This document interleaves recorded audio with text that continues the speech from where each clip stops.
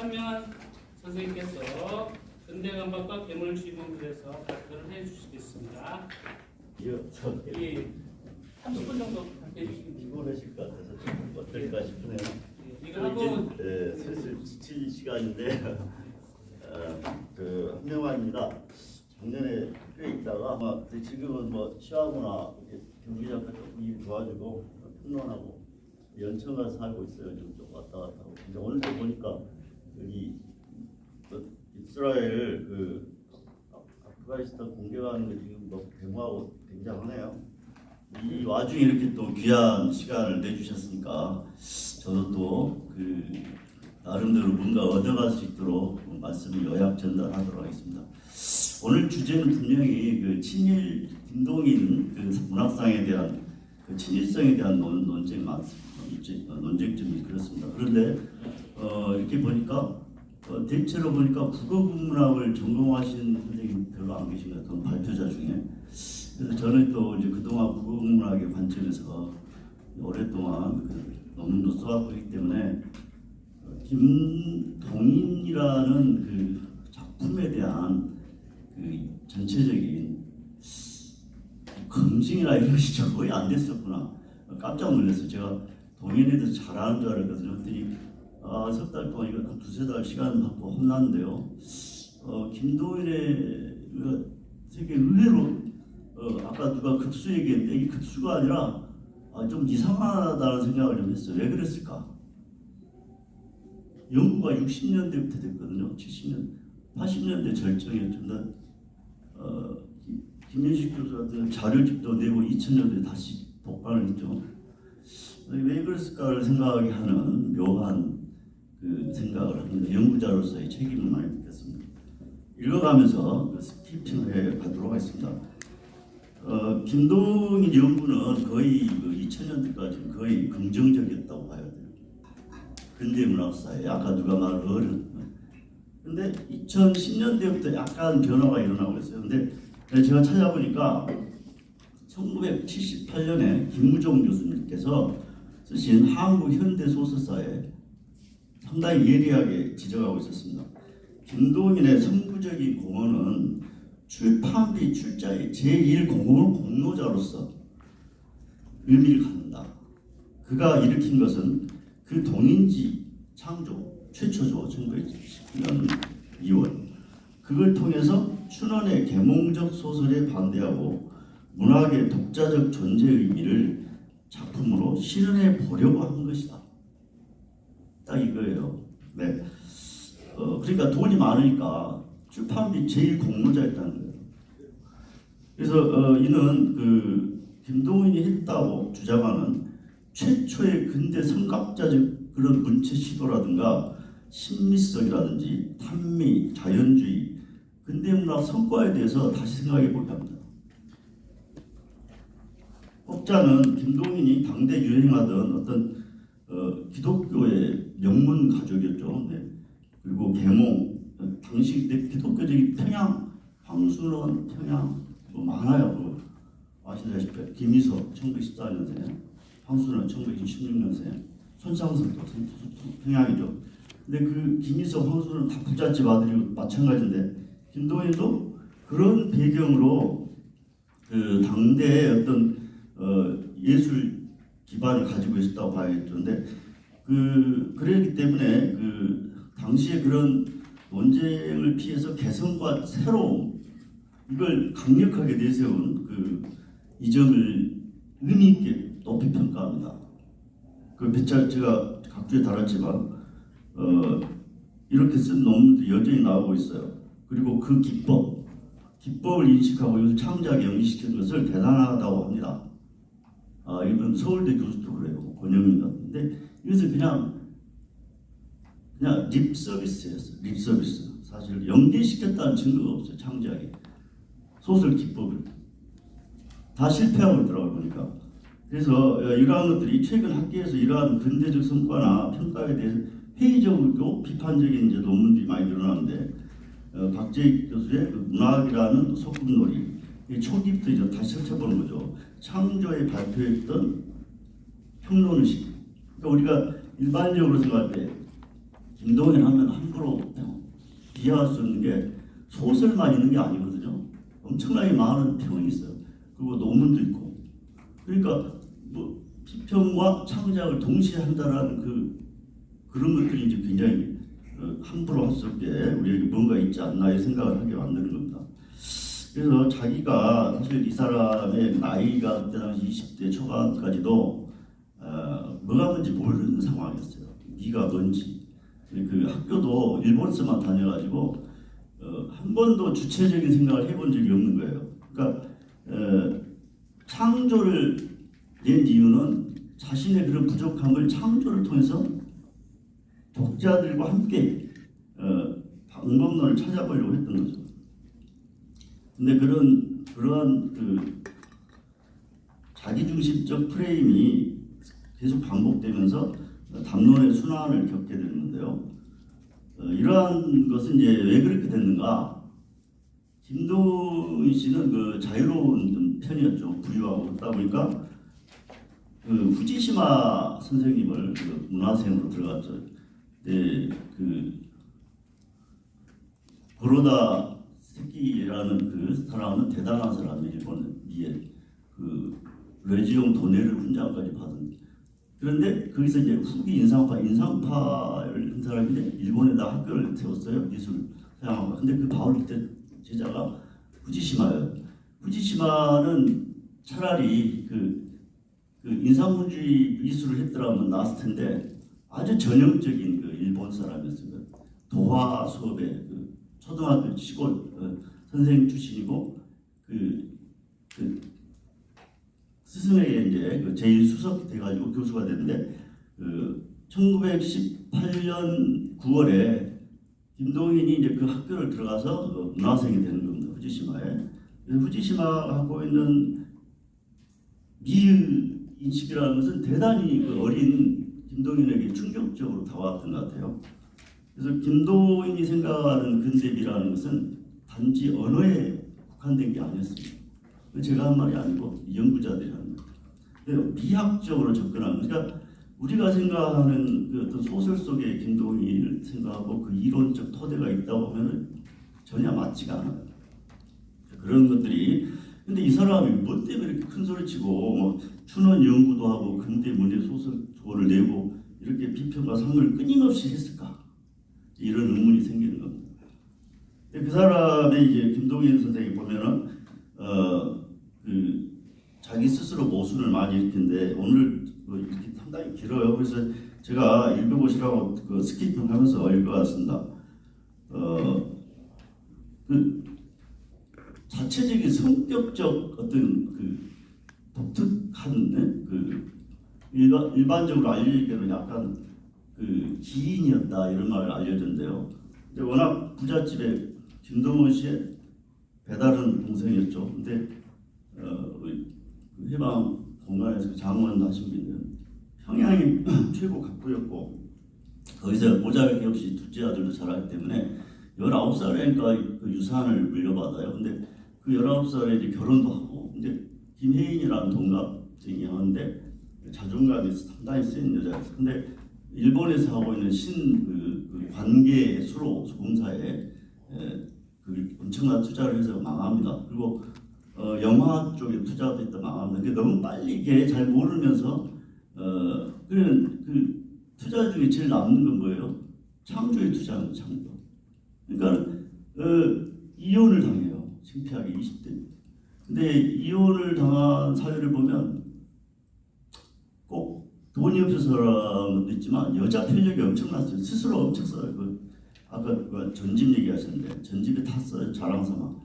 근데 여성 편력에 이제 그래서 아내가 못 견디고 일본으로 갔다고 그래요. 근데 그러면서 남는 것은 이제 일본에서 공부하면서 보니까 조선의 문단을 접수하는 거겠죠. 그러니까 그게 이제 8살 위인 이광수를 통해서 그리고 주요한과 함께 다녔어요. 근데 이런 것이 보니까 좀 가능하겠다고 아마 생각했던 것 같아요. 근데 왜 그렇게 제가 함부로 판단하냐면 이광수의 도플갱어가 되거든요. 그 다음부터 이광수의 기생하다시피 해요. 모든 자기 그뿐만 아니라 그걸 철저하게 파고든 게 추론 이런 거 아니겠습니까? 근데 이 마리오네트라고 아십니까? 마리오네트는 프랑스에서 이렇게 그 제국주의 시대에 그 앙시앙 레짐 시대에 이렇게 민중들의 삶을 풍자하는 그런 인형극이잖아요. 실로 매달아가지고 그렇게 귀족들이 등장하고 풍자하고 희화화하고 캐릭터. 근데 김동희는 이게 작가가 마리오네트를 움직이는 그 인형술사라고 생각하는 거예요. 그 비유부터가 좀 그렇죠. 그렇게 표현 안 해도 작가가 그런 입장에 선다는 것은 나름 누구나 기본인데 왜 그래야 했을까? 그런 생각을 하게 돼요. 보니까 체호프 꽂힌 거예요. 체호프 그리고 톨스토이의 전쟁과 평화 여기 뿅 간 거예요. 근데 나머지 작가들은 매우 비판적이에요. 우리나라 작가에게는 신소설 작가만 인정하는 그런 대중 통속성물입니다. 그러니까 스스로 말했지만 1900년에 태어나서 51년에 돌아가셨으니까 한국 사람으로서 조선 사람으로 생각하기보다 일본어로 생각하는 게 더 편했다. 본인이 얘기하거든요. 이런 것들과 내가 조선 근대 선각자다라는 것들이 결국 새로운 작품, 새로운 세계 이걸 펼쳐가야 되는데 그게 인형 조정 이거 스스로 자만하면서 그것들을 실험하기 시작하는데요. 그렇게 보면 아까 그 붉은 산도 마찬가지입니다. 붉은 산도 세팅이 되었다. 만보산 사건 1931년 32년도에 발표합니다. 살기라는 인물을 실제 할 수 없는 인간이에요. 성격이 없어요. 작가가 배치해서 바꾸는 거 이게 바로 인형 조정이에요. 여기는 어떤 살아가는 삶의 체험이 없어요. 체험, 절실함. 감자도 똑같아요. 감자. 복녀가 16살에 결혼해서 19살에 살인마처럼 눈에 뒤집혀서 왕서방을 좋아한다는 얘기예요. 좋아한다기보다 실용적인 목적으로. 근데 이런 인물은 이제 사실 체호프의 그 여성 소설에 비교하면 어처구니가 없는 거죠. 체험은 처절하게 살았던 체험이 있잖아요. 그 체험을 통해서 그 유머가 가능한 거예요. 인생에 대한 깨달음이 있어요. 불행하게도 그 김동희 소설의 어떤 작품에서도 인간적 고통과 체험을 만나보기 어렵습니다. 바로 그것은 인형 조종술이기 때문에 그런 것들이 영대를 내도 실패한 이유가 됩니다. 이혼하고 이제 새로 김혜인과 이혼하고 나중에 김경 누구죠? 하고 이제 새로운 삶을 사기 시작하고 돈을 벌기 시작하죠. 그래서 후지시마로부터 왜냐하면 자기는 예술치상주의, 탐미주의를 선언했는데 이광수는 그렇지 않았거든요. 아시다시피 이광수는 나름 좋은 작가였어요. 자기 체험을 처절하게 하고 고아였잖아요. 11살 때. 그러니까 그 새끼들 동생들 먹여 살리기 위해서 어떻게 보면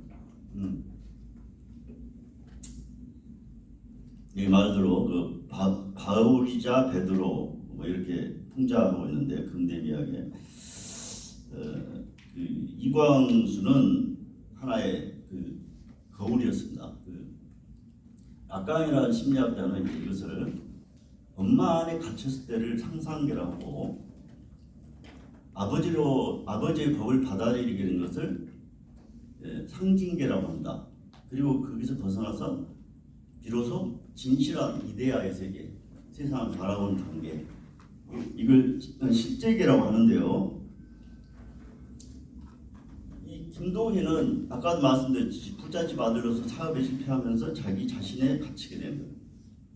조선의 인류되는 최초의 근대 작가가 돼야만 되는 거예요. 그러다 보니까 이광수는 여기 34쪽 위에서 넷째 줄입니다. 반드시 딛고 넘어가야 할 우리 문단의 앱이었습니다. 앱이라는 말은 괴물스러운 거예요. 장벽입니다. 제가 괴물이라는 말인데 괴물에는 두 가지가 있는데 진짜 무서운 밟히지 않은 언캐니함 이런 것이죠. 근데 인물 김동인의 내면의 무의식에는 애비가 있죠. 그러나 그것이 작품으로 드러날 때는 예술 좀비로 나타납니다. 예술 좀비. 아까 그 인형 조종에서 만들어진 인물. 이것들이 이제 끊임없이 김동인이 그 이광수의 재생, 춘향전, 화생전, 우정 비판하게 된 계기가 됩니다. 그 거북을 넘지 않고서는 근대문학의 선구자가 되게 어렵거든요. 그 대표적인 게 단종회사에 대한 비판입니다. 34쪽에 그 가운데 보시면 단종회사를 비판하는 근거를 살펴보면 1. 남효원의 육신전에 대한 기록은 소설이나 다름없는 허구인데 허구라고 봤어요. 이 단종회사는 육신전을 그대로 베꼈다는 거예요. 두 번째는 진정한 창안적 역사소설은 이런 기록이 되어서지 말아야 된다. 기록 베끼지 말아야 된다는 거죠. 세 번째, 단종회사를 비판하는 근거를 살펴보면 1. 남효원의 육신전에 대한 기록은 소설이나 다름없는 허구인데 허구라고 봤어요. 이 단종회사는 육신전을 그대로 베꼈다는 거예요. 두 번째는 진정한 창안적 역사소설은 이런 기록이 되어서지 말아야 된다. 기록 베끼지 말아야 된다는 거죠. 세 번째, 사화의 기록자라는 서기 역할에서 사실의 재생이라는 소설가 역으로 노력을 포기했다. 여기에 단종회사의 치명상이 있다 이렇게 봅니다. 그러니까 이게 좀 모순되지 않습니까? 이광수와 허구를 재생했으니 역사소설이 아니라는 거죠. 그러면 김동희 자신이 생각하면서 반대된 것은 허구 아닐까요? 어떤 1차적으로 전제돼야 할 것이 전제되지 않고 부정을 토한 부정 안티테제로서의 어떤 역사소설, 자기가 생각을 마음대로 쓸 수 있다. 이게 역사소설이라는 건데 대수양을 읽어보면 정말 엉터리입니다. 이건 소설도 그것도 아니에요. 이건 육신전 이제 읽었다. 그 육신전 부정한 거 단종회사를 빛나게 해줘요. 오히려 더. 이 계유정란을 극미화합니다. 계유정란을. 그리고 김동인은 이제 김종서나 단종이나 수양 아주 안평대군에 대해서 극비하합니다. 이건 제가 한 말이 아니에요. 윤백남 선생이나 그 역사학자들이 다 한 얘기예요. 소설 제가 참고문헌에 제시했죠. 너무 많이 쓰셔갖고 그 부분이 드러나질 않아서 통백헌 교수님 94년도에 그래서 이 사람이 그 생각한 창안적 개념 뭐냐, 역사 이름만 있고 역사 배경만 있고 근거가 전무한 거죠. 이런 걸 뭐라고 하죠? 요즘 역사 픽션 드라마라고 합니다. 이름만 있고 내용은 현대적인 얘기. 근데 그걸 이걸 당시 식민지 시대 역사소설 의식이 이 정도라면 이것은 그냥 대중 그냥 읽을 거리, 재미, 유희, 게임 이런 거라고 봐야겠죠. 그래서 어떻게 보면 이 역사소설은 김동인의 상상계를 거울 효과, 아까 이광수에 비친 그런 욕망을 누리기에 아주 적당한 장이었다 이렇게 생각합니다.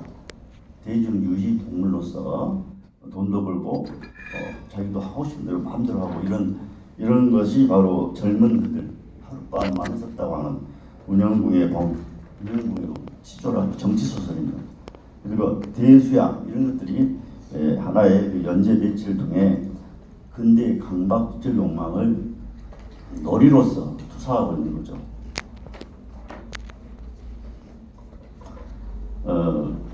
그런 대중 지표를 알고 있죠. 그 형식 형성이라든지 이탈리아의 미학자가 말하고 있는 그 형식이 내용을 대치한다라는 말이죠. 네. 아까 말한 탐미, 즐김의 과정으로서의 글쓰기 이렇게 말할 수 있겠습니다. 상징계나 상상계에 도달하기를 포기한 그런 자기 만족적 그런 어머니의 모성을 그리워하는 상상계 갇힌 자 이렇게 대표가 될 수 있습니다. 다시 그 인형 조종술에서 그 제가 이제 톨스토이 보고 그랬는데 톨스토이가 생각하는 그 작가의 그 감동이라는 것은 감염력이잖아요. 근데 거기서 신을 느끼게 만들어요. 전쟁과 평화를. 근데 그것을 자기가 신이 된다는 개념으로 오인한 거죠. 큰 착각이죠. 근데 여러분 여기 계신 분 다 40대 이상 이해가 되죠. 근데 김동인을 몰랐던 거예요. 어려가지고. 도스토옙스키라든지 빅토르 이고를 우습게 본 거예요. 그러니까 어떻게 뭐 치기스러운 이런 그 분이 한 말을 갖고 비평론을 극대화하고 이걸 조선의 천재 이렇게까지 말할 수 있느냐. 제가 어디서 감자를 좀 볼까요? 감자. 제가 감자 불만이 많은데요. 이 감자 교과서에서 빼야 돼요. 이거 아주 웃기는 소설이 이게 가운데 보세요. 감자뿐만 아니라 일본 그 비교 문학 연구자들 한 얘기인데요. 그 36쪽의 메인을 보면 광화사하고 단위자기 주의적 자청 그 비교한 거 있죠. 저도 단위자기 주의적 거의 다 읽었는데 그걸 비교한 것도 있고. 근데 김동인의 그 광화사에서는 그 장님 소녀가 이제 성욕에 눈을 뜨면서 눈빛이 달라지니까 그 옛날에 그 순수한 눈으로 돌아가라고 안 되니까 목졸라 죽이면서 그 물감이 튀어서 그림이 완성된다고 그러잖아요. 근데 일본 소설 자청에는 그 문신 수사가 나와요. 문신 수사가 문신이 완성되니까 그 독거미 같은 그 요부로 변한다는 거예요, 여자가. 근데 그 재밌는 것은 세기자가 그때부터 그 자청에서는 소녀를 숭배해요. 에피 뭐죠, 뭐 그리스 신화에 나오는 자기 작품 숭배를 해는데, 근데 김동인은 그렇게 여자가 그렇게 그 숭배 대상에 있는 건 인정할 수 없거든요. 그러니까 솔거가 그 소녀의 목을 조른다는 거예요. 이게 사리성. 숭배와 타살은 반대잖아요. 근데 광화사에서 이런 결말을 바꿨다. 그래서 싫었다. 이게 광화사입니다. 감자도 유심히 보면 그 반토 취업의 영향이 보이고요. 본인이 엄청 좋아했다고 그런 점에서 여자의 일생이라고도 할 수 있는데 그 부분이 그 담담한 어떤 그 여운을 남기는 그 성격이 아니잖아요. 원래는 그래요. 뭔가 지금도 여운을 남겨서 시비가 아주 이렇게 보거나 저렇게 보거나 아주 다양해요.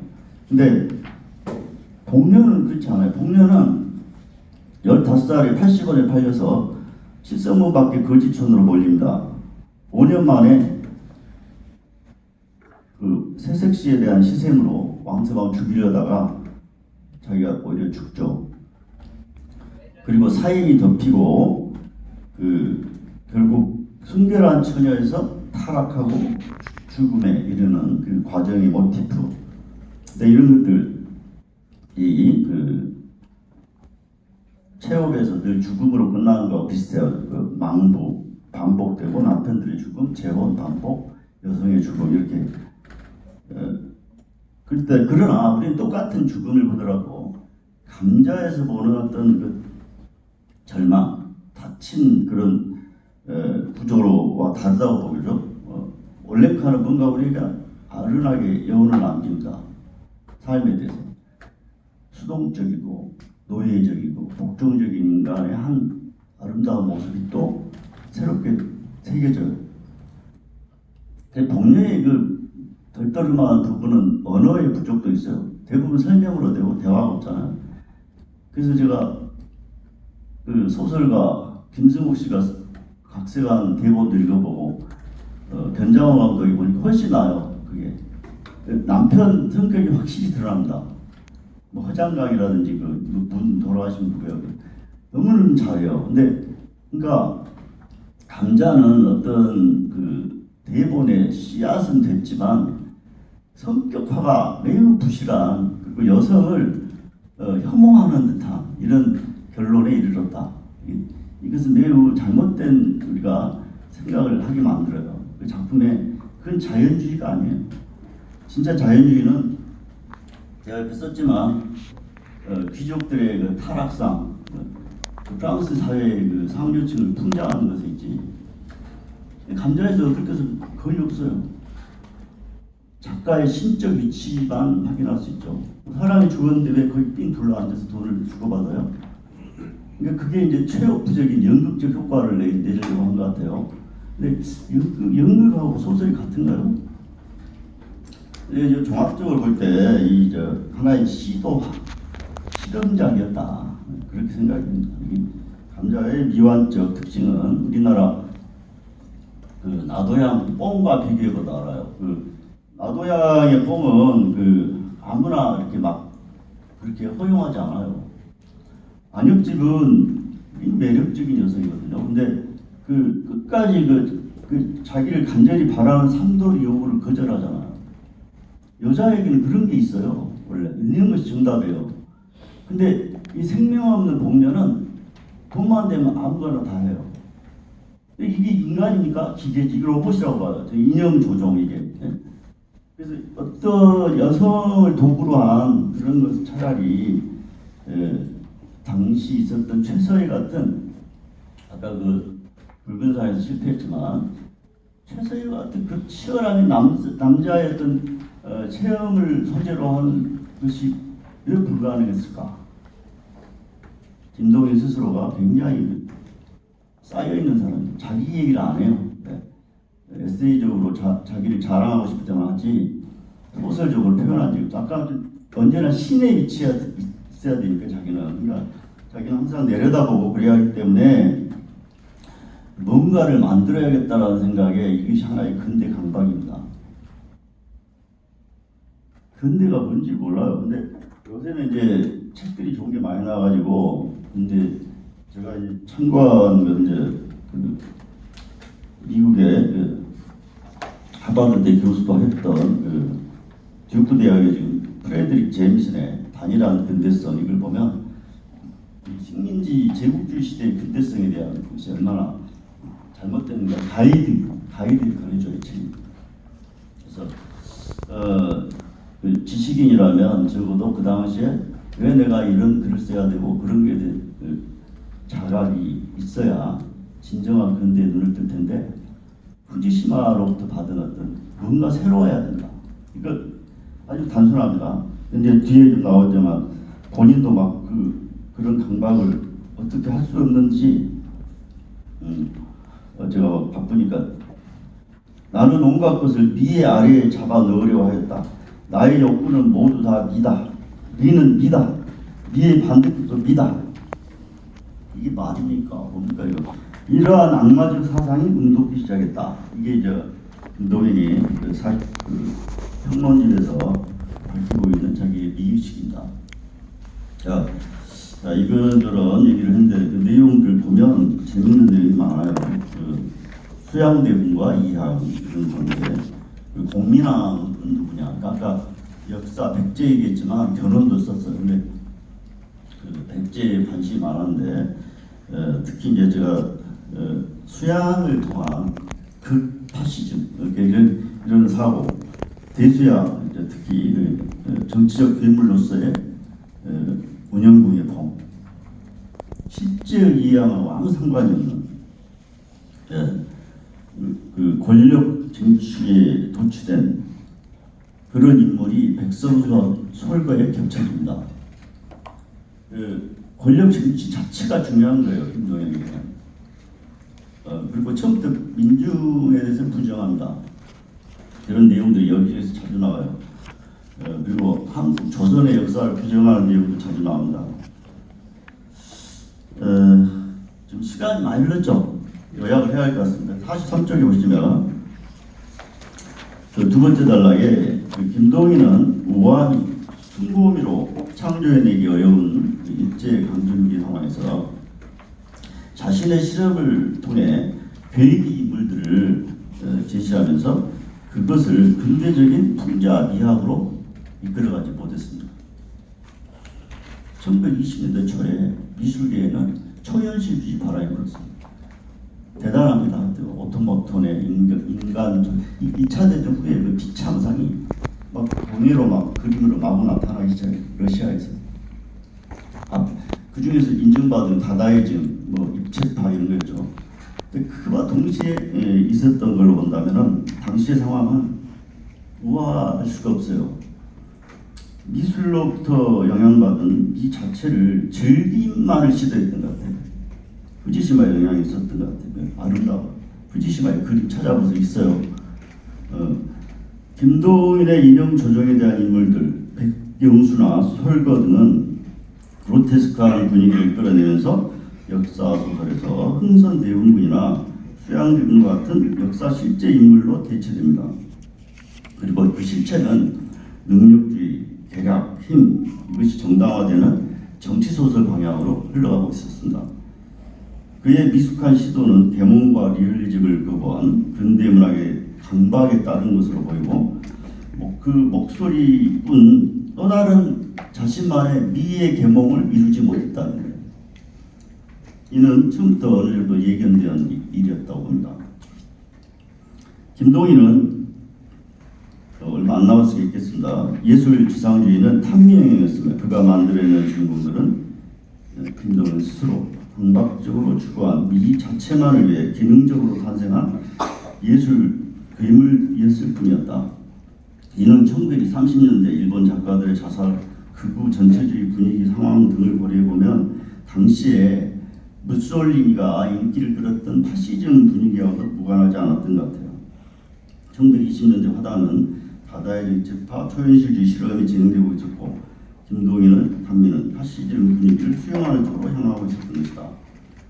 그래서 젊은 그들, 운영궁예범, 수양, 대수양, 일련의 창작 과정에서 반복되고 있는 그러한 사상적 경향들은 1. 민주문란 부정 2. 한반도의 역사 부정 조선의 등파적 정쟁 강조 3. 이체 초인과 같은 영웅 일대기 소설 4. 전체주의 경향 등 특징을 보여줍니다. 김동인 이후 친일 파시즘에 동조한 소설 백마강을 연재한 것은 자연스러운 흐름의 끝에 이른 거라고 보였죠. 결국 김동인이 설치하고자 했던 근대 문의 선구자로서의 모습은 인생 실패에 대한 보상 심리에서 시작된 문학 미에, 근대 미에 대한 개념 착오와 그러한 근대 선구자적 강박이 빚어낸 비극의 경로였음을 알 수 있었다. 저는 이것저것 하다 보니까 김철 교수의 김동리와 파시즘도 읽어보게 됐고 그러다 보니까 요즘 아까 누가 말한 것처럼 김동리, 이인화, 이문열의 어떤 일련의 순수문학을 주장했던 토론들을 보게 되는데 그 당시 김동리, 김동석의 토론 또 김수영과 또 이어령의 토론 몇 가지 토론들을 보면 답이 나와요. 우리나라의 미래 어떤 예술계 방향이. 근데 우리에게는 불행히 그 중간계가 없었다라는 거예요. 중간계는 해방 후에 거세되어 버렸어요. 미국에 비해서. 그러니까 이런 것들이 우리 문화를 자유롭게 누리지 못하게 하는 지금도 우리가 힘들게 숙제하듯이 이런 모임을 할 수밖에 없는 그런 것들이 숨겨진 어떤 미래가 아니었을까 이런 생각을 해봅니다.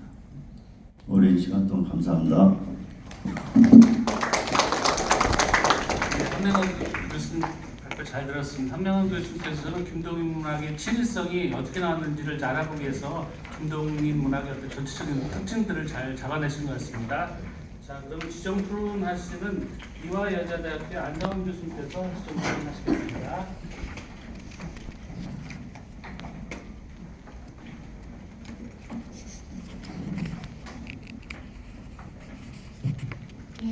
지정 토론을 맡은 이화여자대학교의 안상원입니다.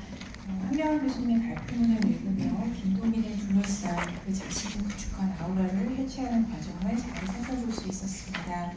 개인적으로도 많이 공감하며 읽었고 실제 김동인이 출판 과정에서 독자들을 동원하는 방식 등도 새롭게 알게 되어 많은 공감되었습니다. 교수님의 논의에 대부분 동의하며 저는 궁금한 점을 여쭤보는 것으로 토론을 가능하고자 합니다.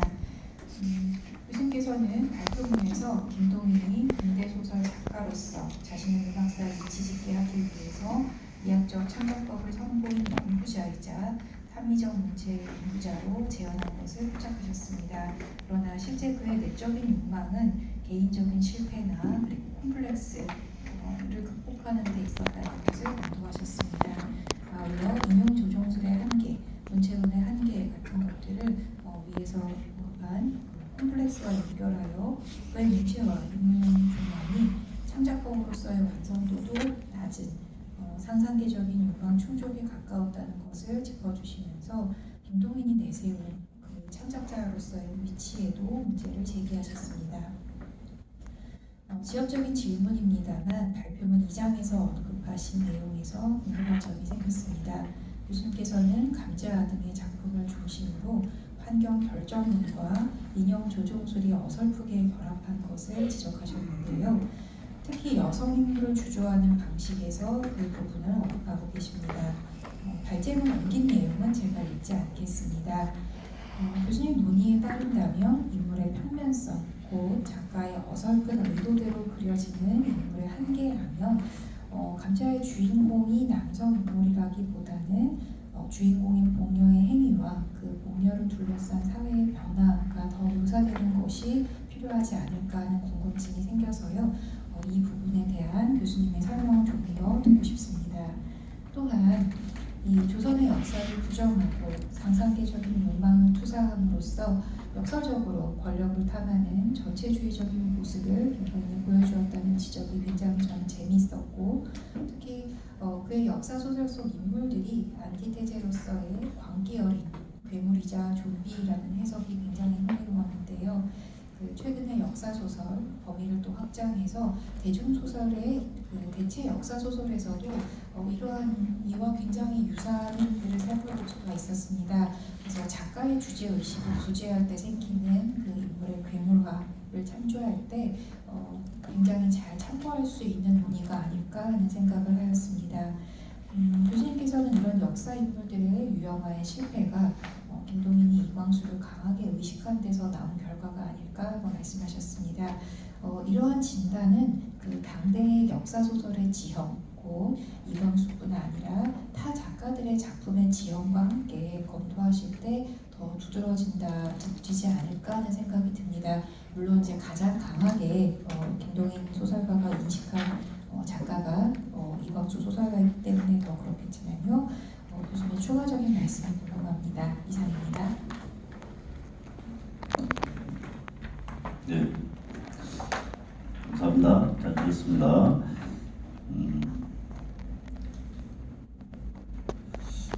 교과서의 그 감자가 너무 설명이 일방적이에요. 그래서 특히 뭐 자연주의다, 인간 결정, 뭐 사회 환경 결정론인데 그것은 이 김동인의 그 작품적 흐름을 배제한 의견이에요. 근데 김동인의 작품 어디에도 보면 여성을 인간으로 제대로 고급스럽게 표현하기 거의 없어요. 기생에 나오면 인간도 아니라고 딱 나와요. 주인공이거든요. 주인공이. 역사소설. 왜 그런 편견이 그렇게 거북함 없이 드러날 수 있을까, 작가가? 여기는 오만입니다. 오만. 신적 위치. 그러니까 자기 말이 곧 작품이 될 수 있다고 믿어버린 거예요. 놀라운 일 아닙니까? 요즘 시대. 그러니까 이게 이제 부분만 가지고 얘기를 하면 김동인 그 복녀가 그럴듯한 사회 비판이기 때문에 당시 좌파에서 좋아했다고 그러잖아요. 막 끌어들이려고.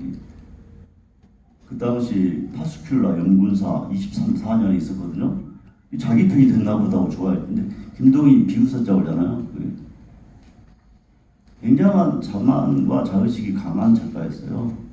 그 진실을 알아야 돼. 우리가 그 하나의 그 액션, 그 드라마 풀기를 한 거예요. 그 안토체롭처럼 복녀를 그 실에 꿰어서 언어로서 마리오네트를 한 거예요. 아시안 그리고 그것을 이제 잘 모르고 이제 맥락을 안 보고 그 작품만을 독립시켜서 보면 이거 사회 자연주의다 이런 그러거든요, 사람들이. 전체적인 맥락으로 볼 때는 제가 새롭게 발견하게 됐어요. 그걸 특히 이제 안톤 체협 저도 희곡 참 좋아합니다. 안톤 체협 읽으면 읽을수록 그게 나와요. 이제 답이. 왜냐하면 열광을 했거든요. 김동인이 체협 작품에는 이상하게. 그리고 두 번째 질문에는 이제 이광수는 제가 일찍이 중국 가서 발표도 하고 논문도 쓰고 지금도 인용되고 있어요. 이광수의 초기 소설입니다. 이광수는 좋은 작가였어요. 나름 대중 그 통속적인 측면에서도 그렇고 민족 계몽주의를 하려고 했고 아시다시피 독립신문 주간도 했잖아요. 친척 부닥쳐서 나오긴 왔지만 책 초기에 춘향전 이런 거 화생자 써가지고 고전문학을 갖다 살려보려고 했고 김동인이 넘을 수 없는 사람이었어요. 아버지였어, 아버지인가. 그런 점에서 그 역사 소설에서 이광수 소설과 김동인을 이제 한다면은 김동인은 그 악영향을 많이 끼친 것 같아요. 역사 소설 이후에. 왜냐하면 그 뒤에 이제 그 박종화나 이런 사람 쓴 거 보면 그런 흐름으로 가요.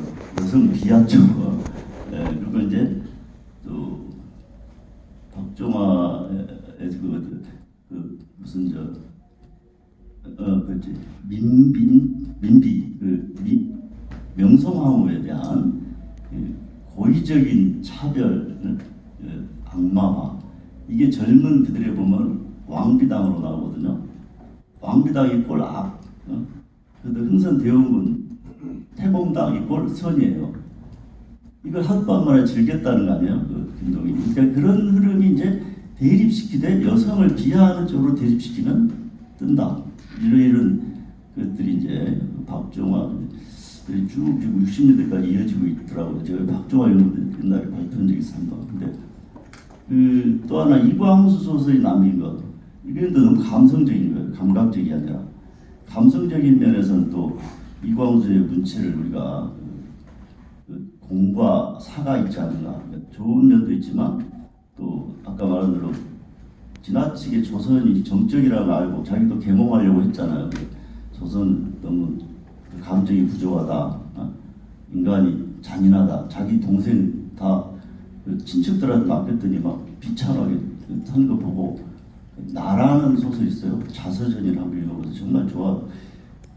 문학이 최대로 우리가 양보했을 때 남는 건 뭐냐면 체험적 진실이거든요.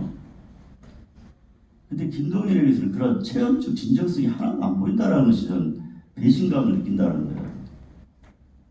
그런 점에서 제가 말씀드렸습니다. 또 이상하게 자꾸 말이 좀 거칠어져서 죄송합니다.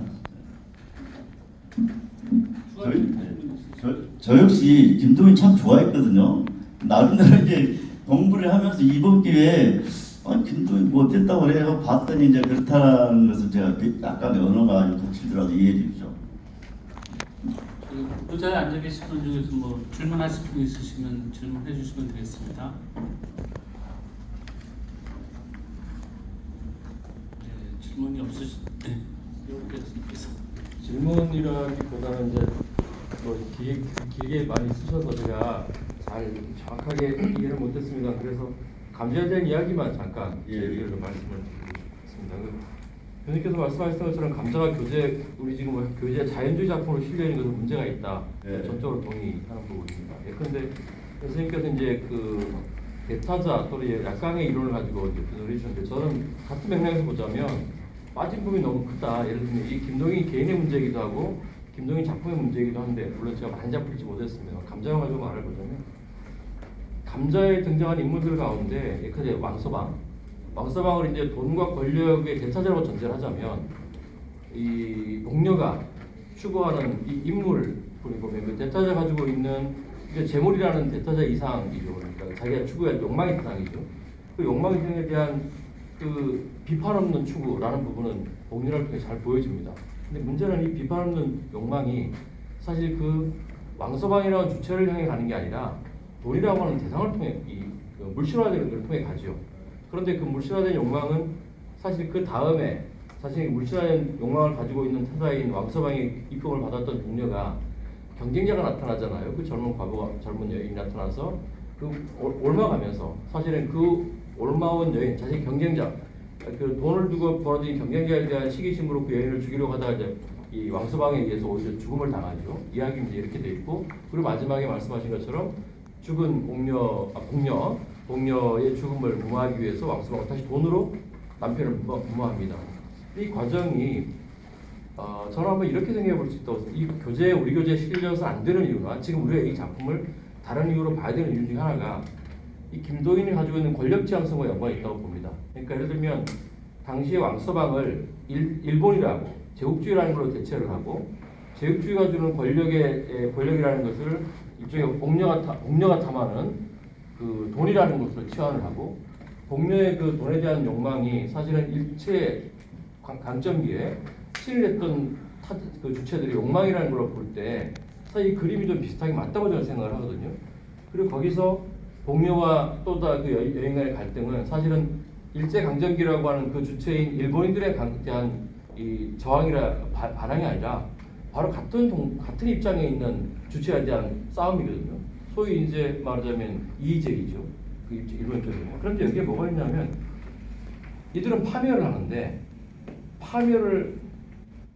파멸하는 주체가 전혀 왕서방을 아무리 영향을 미치지 못한다는 거예요. 여전히 왕서방은 돈을 주고 무마함으로써 같은 이 누굽니까? 복녀 남편에게는 전혀 어떤 그 변화가 생기지 않는다는 거죠.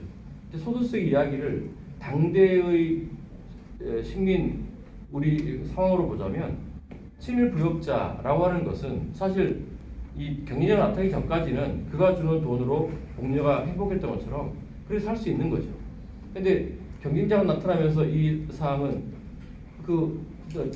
왕서방에게, 그리고 이제 말하자면 여기서 대타자 역할을 하고 있는 그 주체에게 죽임을 당합니다. 저는 이 소설이 가지고 있는 가장 큰 문제점이 그 자연주의를 빙자하는 건데, 역사적 맥락이나 과정이 사실은 또 다른 인적 주제, 여기 저항자라고 부르고 싶은데요.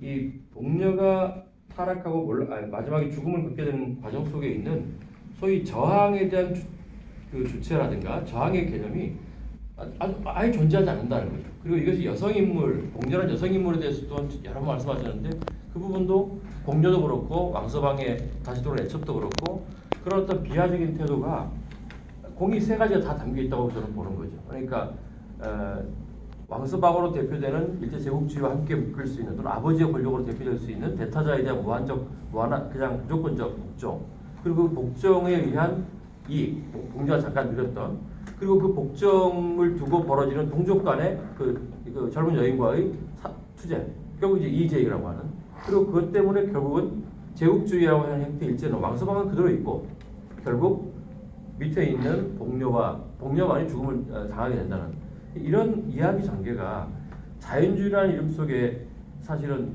비판 없이 우리에게 전해지고 있다는 것이 문제다. 이 속에 저항의 주체가 존재하지 않는다는 게 문제라고 생각합니다. 같은 내용을 이제 또 말씀하시기에 저도 공감을 하고요.